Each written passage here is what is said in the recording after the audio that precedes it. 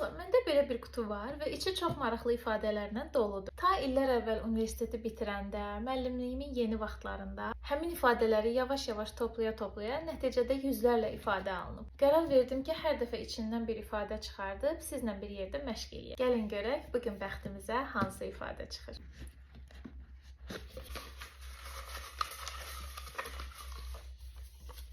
Qəribəsi bilirsiniz nədir? Bu ifadələr indi mənə o qədər adi gəlir ki, fikirləşirəm ki, niyə əvvəllər mən bunları qeyd eləmişəm, amma sonra düşünürəm ki, əvvəllər mənə çox yad idilər, yeni rast gəlirdim, ona görə qeyd eləyirdim. Amma indi baxıram ki, hamısını bilirəm və əslində bu çox yaxşı bir şeydir, çünki hamısı mənim üçün adiləşib artıq.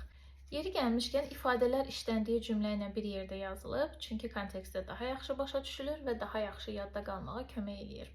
He always talks down to his brother like he knows everything. O qardaşı ilə elə danışır ki, elə bil ki, hər şeyi ondan çox bilir. Talk down to someone. Kimisə yuxarıdan baxmaq, alçaltmaq, hörmətsizlik eləmək. Olur kimsə bizlə danışır, elə danışır ki, elə bil hər şeyi bilir, amma biz bilmirik. O tərzdə danışır bizlə. Belə adamlar adətən qarşısındakını kiçik görür, özünü çox bilmiş kimi göstərməyə çalışır. O onda həmin bu ifadədən istifadə edirik. İndi sənə bir sualım var.